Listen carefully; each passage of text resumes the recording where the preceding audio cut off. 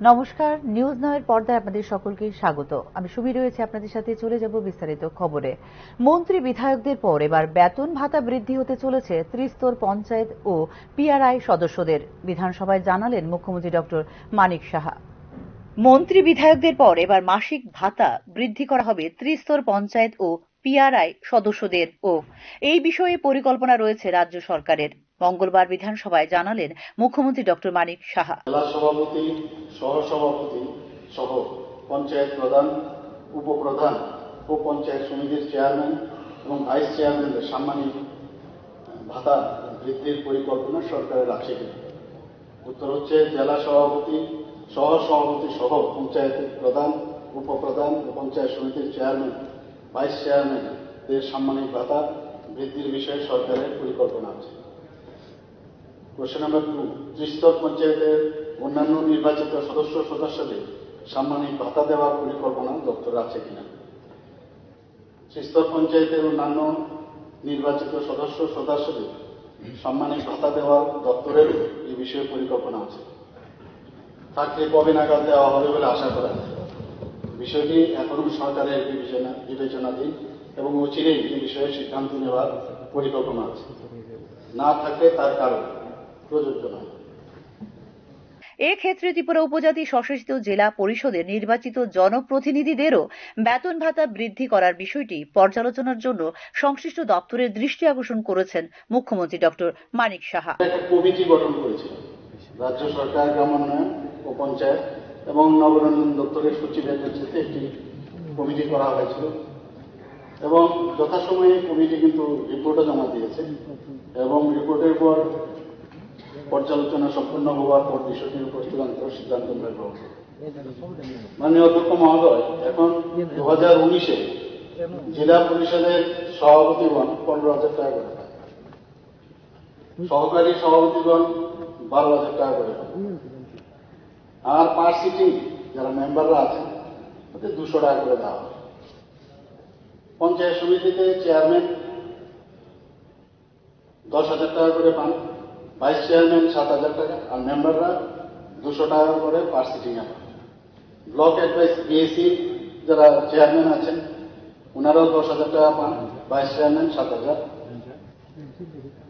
গ্রাম পঞ্চায়েতের যিনি প্রধান আছেন 5,000 টাকা পান, উপপ্রধান 4,000, মেম্বাররা 150 রুপিস পার সিটিং এ পান। ভিলেজ কমিটির চেয়ারম্যান যারা আছেন 5,000 করে পাচ্ছেন, ভাইস চেয়ারম্যানরা 4,000 টাকা করে পাচ্ছেন, আর পার সিটিং এখানে 150 করে ওনারা পাচ্ছেন। আমি এডিসির বিষয়ে যে কথা হয়েছে, আমি বিষয়টা আমার দপ্তরকে বলবো, পর্যালোচনা করে আমার কাছে জানাবেন। উল্লেখ করা যেতে পারে, রাজ্যের মন্ত্রী এবং বিধায়কদের বেতন 81 থেকে 92% বৃদ্ধির বিল পাশ করা হয়েছিল গত 2 মাস আগে ত্রিপুরা বিধানসভার শীতকালীন অধিবেশনে। এরপর থেকে বেতন ভাতা বৃদ্ধির দাবি করে আসছেন অন্যান্য নির্বাচিত জনপ্রতিনিধিরাও। এবার ইতিমধ্যে এক্ষেত্রে সিদ্ধান্ত নিতে চলেছে রাজ্য সরকার। তবে বাজারের সঙ্গে তাল মিলিয়ে মন্ত্রী বিধায়ক জনপ্রতিনিধিদের বেতন ভাতা বৃদ্ধি হলেও সরকারের এই দৃষ্টিভঙ্গির সুবিধা তারা পাচ্ছেন না বলে অভিযোগ করছেন রাজ্যের শিক্ষিত বেকার এবং কর্মচারীরা। Bureau report, news now. বিধানসভায় বিরোধী দলনেতা জিতেন্দ্র চৌধুরীকে উদ্দেশ্য করে জাত শব্দের ব্যবহার করেছিলেন মন্ত্রী রতনলাল নাথ। প্রতিবাদে মঙ্গলবার বিধানসভা থেকে ওয়াকআউট করে প্রধান বিরোধী দল সিপিআইএম। সোমবার বিধানসভায় বাজেটের উপর আলোচনার সময় বিরোধী দলনেতা জিতেন্দ্র চৌধুরীর বিবৃতি থামিয়ে তার সমালোচনা করেছিলেন মন্ত্রী রতনলাল নাথ। ওই সময়ই জাত শব্দের ব্যবহার করেন মন্ত্রী রতনলাল নাথ।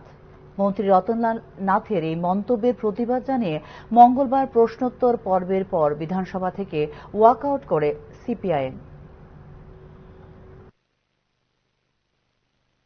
সভা উত্থাপনের অনুরোধ করছি।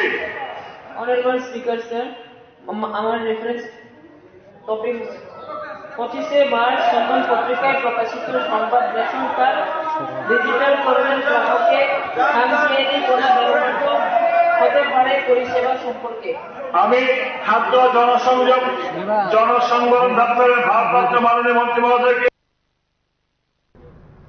নিশ্চিন্তপুর রেল স্টেশনে শীঘ্রই কি শুরু হতে পারে যাত্রীবাহী ট্রেন চলাচল? সিমেন্ট বোঝাই মালগাড়ি নিশ্চিন্তপুর রেল স্টেশনে এসে পৌঁছানোর পর তা নিয়ে শুরু হয়েছে জোর জল্পনা।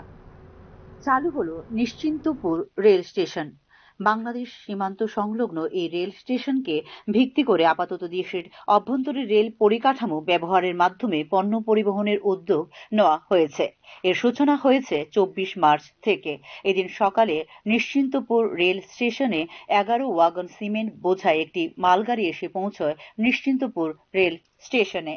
আসামের প্রধান স্টেশন গুয়াহাটির অদূরে অবস্থিত তেঁতুলিয়া থেকে রবিবার 23 মার্চ রাত 10:20 রওনা দিয়ে মালগাড়িটি রাজ্যের প্রধান স্টেশন আগরতলার কাছাকাছি নিশ্চিন্তপুর এসে পৌঁছেছে সোমবার সকাল 10:30।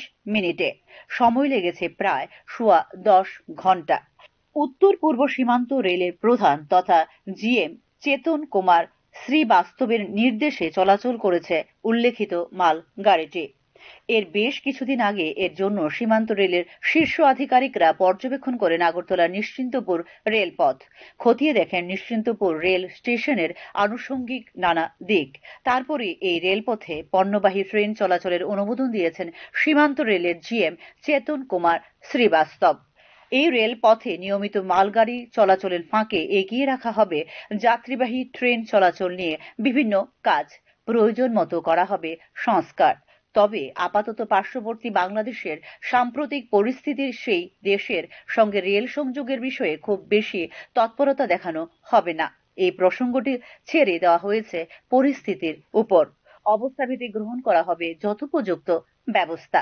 সেই ক্ষেত্রে ভারত বাংলাদেশ দুই দেশের সম্মতির ভিত্তিতে ভারতের নিশ্চিন্তপুর এবং বাংলাদেশের গঙ্গাসাগর স্টেশনকে ভিত্তি করে যে কোনো সময় শুরু হতে পারে উভয় দেশের মধ্যে পণ্য ও যাত্রীবাহী ট্রেন চলাচল। নিশ্চিন্তপুর রেল স্টেশন পণ্যবাহী ট্রেন চলাচলের জন্য খুলে যাওয়ার সুবিধা হবে নানা দিক থেকে। সীমান্ত রেলের লামডিং বিভাগের আওতাধীন রাজ্যের জিরানিয়া শহর অন্যান্য স্টেশনের উপর কমবে চাপ। জিরানিয়ার তুলনায় নিশ্চিন্তপুর রেল স্টেশন রাজ্যের রাজধানী শহর আগরতলার লাগোয়া হওয়ায় মিলবে বাড়তি সুবিধাও। রেলপথে পণ্য পরিবহনে আরো বেশি আগ্রহী হবেন রাজ্যের ব্যবসায়ীরাও। নিশ্চিন্তপুর রেল স্টেশন পণ্যবাহী ট্রেন চলাচল শুরু হওয়ায় আগরতলা তথা ত্রিপুরা রেলপথে পণ্য পরিবহনের ক্ষেত্রে নয়া দিগন্তের উন্মোচন হবে বলে সংশ্লিষ্ট মহলের প্রত্যাশা। ভবিষ্যতে ত্রিপুরা সহ এই এলাকায় রেলপথে পণ্য পরিবহনকে অনেক বেশি মজবুত করে তুলবে সীমান্ত রেলের এই উদ্যোগ। Bureau report, news now. এখনকার মতো সংবাদ এই পর্যন্তই। পরবর্তী সংবাদ দেখতে চোখ রাখুন নিউজ নাও এর পর্দায়। নমস্কার।